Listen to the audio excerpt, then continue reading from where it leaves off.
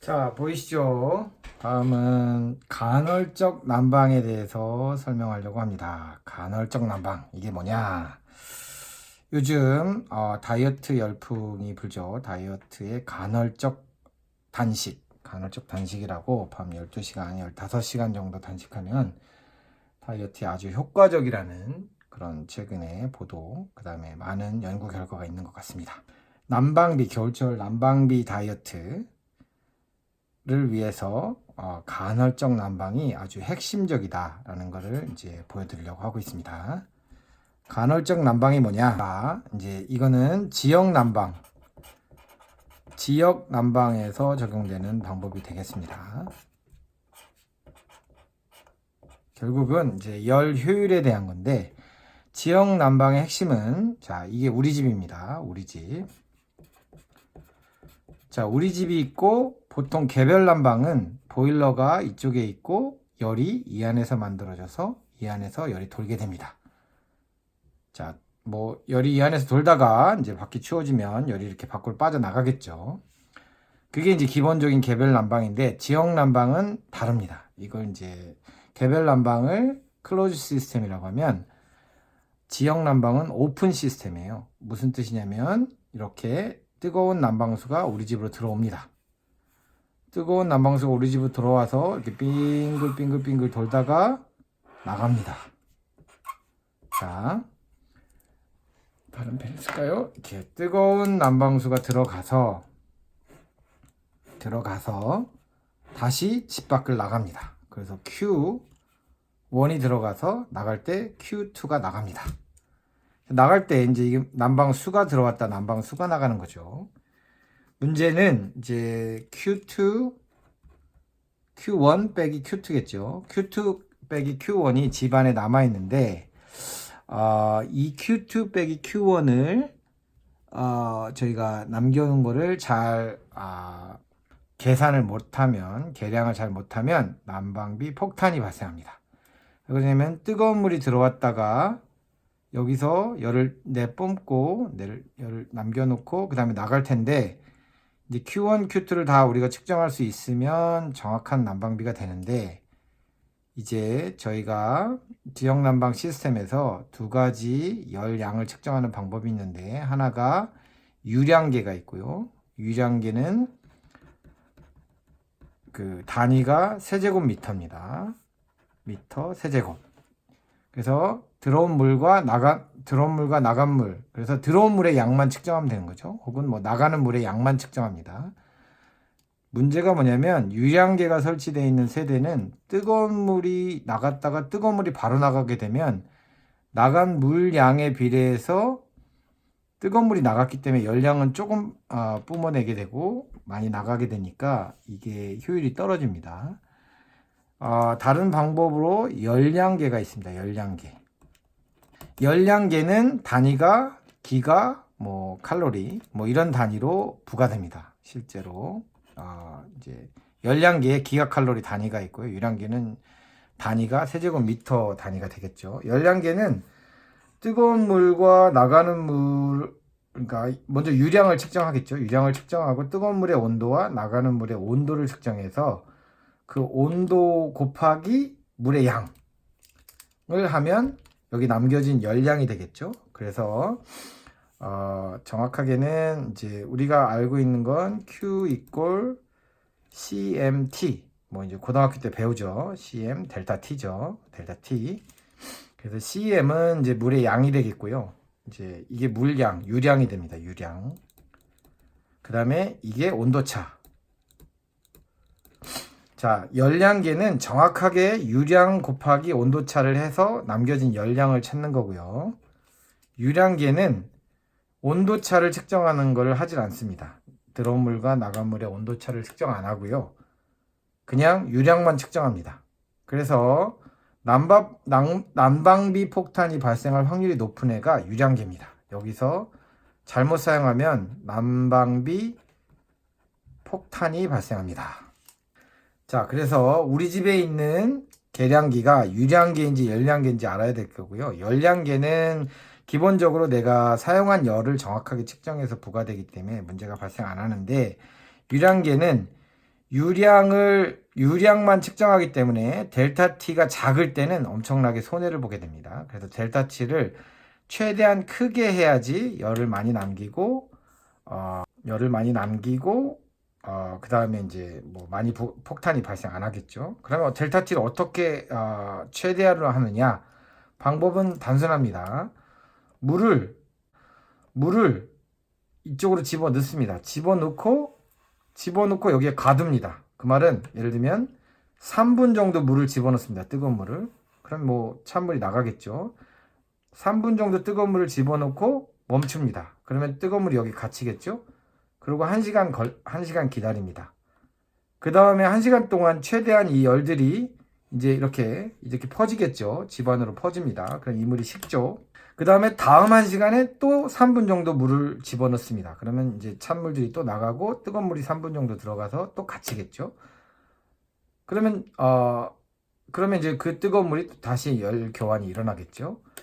그 다음에 또 다음 1시간 기다렸다가 또 3분 후에 또 집어넣고. 자, 이렇게 매 시간마다 일정한 물에 뜨거운 물을 집안에 집어넣어서 가둬놓는 것. 이거를 간헐적 난방이라고 합니다. 그러니까 연속적으로 온도를 맞춰놓고 온도가 세팅한 온도보다 낮으면 물을 계속 흘리는 방식은 물이 계속 들어가서 뜨거운 물이 나가버려서 그러니까 실제로 델타 T가 작은 상태에도 물이 나가거든요. 근데 간헐적 난방, 매 시간마다 특정한 물의 양을 집어넣고 계속 흘리게 되면 특정한 양의 물을 넣고 기다리면 여기에 갇혀있는 뜨거운 물이 식을 때까지 열교환이 최대한 많이 일어나고 다음 시간에 또 계속 다음 시간에 또 일정한 양의 물을 집어넣고 또 다음 시간에 일정한 양의 물을 넣고 이런 식으로 일정한 시간마다 물을 집어넣는다. 간헐적으로 뜨거운 물을 넣는다 해서 이거를 간헐적 난방이라고 부를 수 있고요. 이렇게 했을 때 열교환이 가장 효율적인 것으로 보입니다. 저희가 실제로 저희 집에서 이 방법을 이용해서 이 방법을 간헐적 난방을 실행하기 전에는 난방비가 한 겨울 1월 달에 보통 난방비만 한 20만 원 정도 나왔다고 보시면 됩니다. 15만 원에서 20만 원 정도 난방수를 거의 뭐 100톤에서 150톤 정도 사용했었습니다. 근데 이제 저희들이 이 간헐적 난방 매 시간마다 특정한 시간 동안 난방수를 유입하고 차단, 그 다음에 또 난방수를 유입하고 차단 했을 경우에 저희들이 피크 시즌에 사용하는 난방수는 대략 30톤에서 40톤 30톤 정도 씁니다. 하루에 1톤 정도 쓰고요. 아주 추울 때. 그러면 한 달 난방비가 저희가 보니까 3만원에서 4만원 넘지 않습니다. 겨울에 3만원, 4만원 정도 저희가 난방비를 쓴다는 얘기는 거의 저희 뭐 지인의 말에 의하면 무슨 에스키모냐. 저희가 물론 약간 춥게 사는 경향이 있지만 아주 효율적인 난방이 되고 그렇다고 해서 온도가 낮으냐? 그렇지도 않습니다. 저희들이 봄, 가을에는 3분씩 그 간헐적 난방을 하고요. 아주 추운 겨울에는 6분씩 간헐적 난방을 합니다. 그때 유지하는 온도가 몇 도냐? 보통 23도, 24도, 뭐 좀 낮으면 22도. 22도도 잘 안 옵니다. 23도에서 24도. 23도, 4도가 저희가 이제 가장 편안하게, 저희 가족들이 편안하게 생활하는 온도여서 그 정도 온도가 가장 적당하다고 보면 되겠습니다. 자, 지금부터 간헐적 난방에 대한 이제까지 개괄적인 개념을 설명드렸고요. 기본적으로 그냥 뜨거운 물을 집안에 놔뒀다가 식을 때까지 기다렸다가 버리고, 다음 일정한 시간에 뜨거운 물을 또 받아뒀다가 식을 때까지 놔뒀다 버리고, 자, 이 프로세스를 자동으로 누군가 하고 있으면 집에 열교환이 충분히 일어나고 델타 T, 출수관과 입수관과 출수관의 온도차를 가장 크게 할 수 있는 방법이 되겠습니다. 열량계의 경우에는 크게 고민 안 하고 막 틀어도 되지만 열 교환의 효율은 뭐 그렇게 좋을 것 같진 않습니다. 그래서 열량계의 경우에도 간헐적 난방을 했을 경우에 효과가 있을 것 같은데 아주 정확하진 않습니다. 제가 지금 설명드리는 건 유량계의 경우에 아주 효과가 좋은 방법이 되겠습니다. 이게 이제 입수관이고요. 이제 출수관인데 예를 들면 출수관 물이 이렇게 나가겠죠. 근데 입수관으로 물이 들어와서 출수관으로 나올 때 이때 이제 대략 아까도 말씀드렸지만 0.01 톤 per 분 이렇게 되겠습니다. 그러니까 시간당 0.01톤이 들어오는 압력으로 들어옵니다. 이 압력은 이건 이제 압력이죠. 압력은 변하지 않습니다. 그 말은 무슨 말이냐면 내가 이제 방이 하나, 둘, 셋, 네 개가 있다. 그러면 이 방으로 물이 이렇게 다 분배돼서 나가는데요. 이 분배되게 나갈 때 이 세 개를 잠그더라도 0.01톤 문이 한 방으로 들어갑니다. 빠른 스피드로 물이 들어갔다 빠른 스피드로 다시 나가게 됩니다. 결국 한 방으로만 지나가면 한 방만 덮여지고 물의 양은 똑같습니다.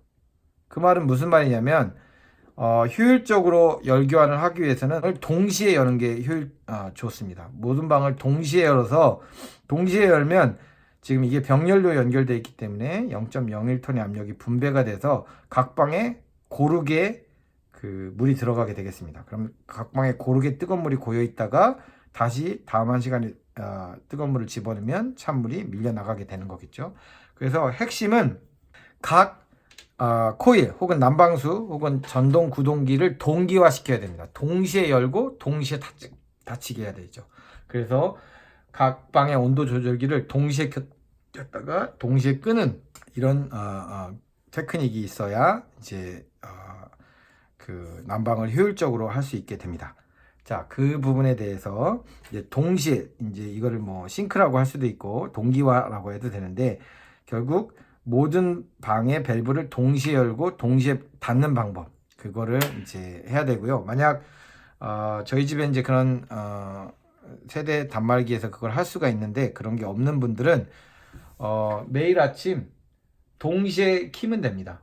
그 시간 예를 들면 간헐적 난방을 해놓은 온도 조절기를 그냥 동시에 한 번씩 다 키고 끌 때도 동시에 가서 한 번씩 꺼주고 동시에 켜주고 동시에 꺼주고 꺼줄 때는 뭐 동시에 안 꺼도 되죠. 킬 때만 동시에 켜주고 일정한 시간 동안 간헐적 난방을 하고 그 다음에 끄고 뭐 이런 행동을 하면 이제 집이 따뜻하게 열 효율이 아주 효율적으로 극대화된다고 할 수 있습니다.